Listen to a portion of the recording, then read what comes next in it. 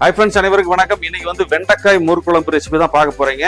நேற்று ஒரு சப்ஸ்கிரைபர் கேட்டிருந்தாங்க. அவங்களுக்காகவும் உங்களுக்காகவும் ஒரு சூப்பரான வெண்டைக்காய் மோர் குழம்பு ரெசிபி எப்படி செய்யலாம்னு பார்க்கலாம். வாங்க வீடியோக்குள்ள போகலாம். இன்னைக்கு வெண்டைக்காய் மோர் குழம்பு செய்யறதுக்கு 100 ml வந்து தயிர், கட்டி தயிர் எடுத்து கொஞ்சமா தண்ணி ஊற்றி நல்லா கலக்கி வச்சிருக்கிறேங்க. கட்டி இல்லாம கரைச்சி விட்டாச்சு. அடுத்தது இந்த பக்கம் பாருங்க, ஒரு மண்பானை அடுப்புல வச்சாச்சு. கொஞ்சமா நம்ம ஆயில் போட்டுக்கலாம். ஒரு 100 கிராம் வெண்டைக்காயை நல்லா கழுவி தொடச்சிட்டு இந்த சைஸ்ல கட் பண்ணி வச்சிருக்கிறேங்க.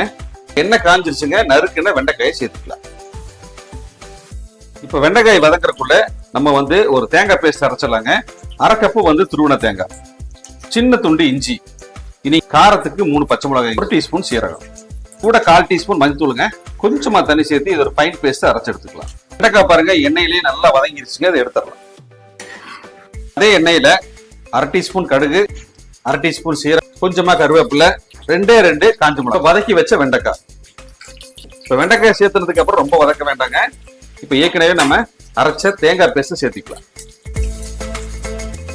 கொஞ்சமா தண்ணி சேர்த்திக்கலாங்க. பாருங்க, இப்ப தண்ணி சேர்த்துனதுக்கு அப்புறமா ஒரு நல்லா மிக்ஸ் பண்ணிக்கலாம். இது ரொம்ப நேரம் கொதிக்க விடக்கூடாதுங்க. ஒரு 1 நிமிஷம் மட்டும் லைட்டா கொதிக்க விட்டுறலாம். இப்ப இந்த மோர் குழம்புக்கு தேவையான உப்பு சேர்த்திக்கலாங்க. ஒரு 1/2 டீஸ்பூன் மட்டும் சேர்த்திக்கலாம். கொஞ்சமா பெருங்காயம். அடுப்பு ஆஃப் பண்ணிட்டு நம்ம கலந்து வச்ச தயிர் சேர்த்திக்கலாங்க. நல்லா கலந்துக்கலாம். அவ்வளவுதாங்க, ஒரு சூப்பர்வான வெண்டைக்காய் மோர் குழம்பு ரெடிங்க. மோர் குழம்பு இந்த பதத்துல இருந்தாதான் ஊத்தி சாப்பிடறப்ப நல்லா இருக்கும். ரொம்ப கெட்டியா இருந்தா அது நல்லா இருக்காதுங்க. இதே மாதிரி நீங்களும் ட்ரை பண்ணி பார்த்துட்டு எப்படி இருக்குன்னு கமெண்ட் சொல்லுங்க.